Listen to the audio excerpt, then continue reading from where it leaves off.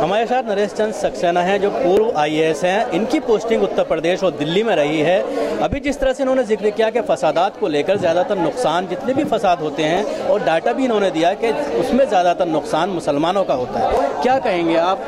जिस तरह से आपने अभी कहा कि नुकसान ज़्यादातर फसादात में मुसलमानों का होता है, किस तरह से आप उसको बताएंगे? देखिए, इसमें जो हमारा एडमिनिस्ट्रेशन का रोल है वो बहुत ही अनफॉर्चुनेट है और उनके दिमाग में ये घुसा हुआ है कि मुसलमान एग्रेसर्स हैं, मुसलमान वायलेंट हैं, मुसलमान बीफ खाते हैं, इसलिए वही दंगा कराते हैं। अगर आप सारे फैक्ट्स को देखेंगे तो उल्टा नज़र आता है। दंगों में अधिकतर मुसलमान लोग मरते हैं और पुलिस भी उन्हीं के खिलाफ एक्शन लेती है और जो एक्शन मुसलमान लोग के खिलाफ एक्शन भी नहीं, मतलब कोई जो एक्शन भी नहीं होता, फाइनल रिपोर्ट्स लग जाती हैं। सिर्फ एक ही मामले में, आशिमपुरा के मामले में बात गई थी कोर्ट तक, लेकिन वो केस इतना वीक हो गया कि अभी 2 साल पहले यानी 25 साल के बाद उन सब में एक्विटल हो गया।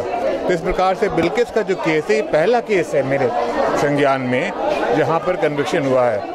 अदरवाइज अभी तक का रिकॉर्ड, चाहे वो कांग्रेस गवर्नमेंट रही हो या कोई और गवर्नमेंट रही हो, बहुत ही वीक रहा है। जैसा कि आपने कहा, पुलिस और प्रशासन का जो रोल है वो बहुत ही गैर जिम्मेदार होता है और उसके अलावा उसकी वजह से इंसाफ नहीं मिल पाता क्योंकि फाइनल रिपोर्ट उन्हीं के जरिए लगाई जाती है। तो किस तरह का एक्शन अब होना चाहिए, खासतौर से अब जिस तरह के हालात हैं? पहली बात तो ये, इस बात को एडमिट करना चाहिए हम लोगों को कि अभी तक के सारे मामलों में काफ़ी प्रेजुडिस और बायस रही है।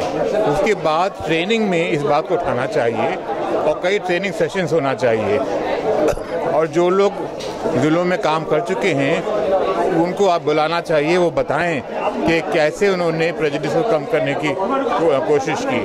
तो हमें इसका एक लंबा अभियान चलाना पड़ेगा, लेकिन सबसे पहले ज़रूरी ये है कि हम इस बात को एडमिट करें कि पिछले सभी दंगों में हमारा जो एडमिनिस्ट्रेशन का रोल है बहुत ही अनफॉर्चुनेट प्रेजुडिस रहा है। तो अब जिस तरह का आजकल के हालात हैं, गौकशी का मामला सामने आ रहा है और उसमें गौ रक्षक जो है उनका पूरा आतंक है, तो क्या सिक्योरिटी फोर्सेज में मुसलमानों को मुनासिब नुमाइंदगी मिलनी चाहिए? वो तो मिलना चाहिए, लेकिन इसके वही काफ़ी नहीं है क्योंकि मुसलमान, मान लीजिए आपने अभी 4% है, 10% भी कर दिया अगर आपने, तो उससे बायस कम नहीं होगी। हो सकता है बायस बढ़ जाए कि आप देखते हैं कि भाई हमारा सोचना कुछ और है, ये मुसलमान सिपाही का सोचना कुछ और है। तो जो बायस हमारे दिमाग में है, इसकी हम स्टडी करें कि इसको कैसे दूर किया जाए। इसमें साइकोलॉजिस्ट की मदद लें और कैसे इसको और कंट्रीज़ ने, जैसे अमेरिका में ब्लैक के खिलाफ प्रेजुडिस रही है, उसको कैसे उन्होंने कम किया, इस पर गौर करने की आवश्यकता है। बिल्किस केस की अगर बात की जाए तो इसमें एक दूसरा पहलू ये निकल कर सामने आ रहा है। जिस तरह से उसी दौरान दूसरा केस आता है निर्भया का और उसमें जो है डेथ सेंटेंस होती है, 5 साल के अंदर फैसला हो जाता है, लेकिन इस मामले में बहुत लंबी लड़ाई चलती है और फैसला जो है वो उस तरह एडमिनिस्ट्रेशन में विल होगी, पॉलिटिकल विल, एडमिनिस्ट्रेटिव विल, दोनों की आवश्यकता है। वहाँ पर आप देखेंगे जल्दी जल्दी काम होता है और जहाँ पर एडमिनिस्ट्रेटिव विल भी नहीं है, पॉलिटिकल विल भी नहीं है, वहाँ डिले होती रहती है।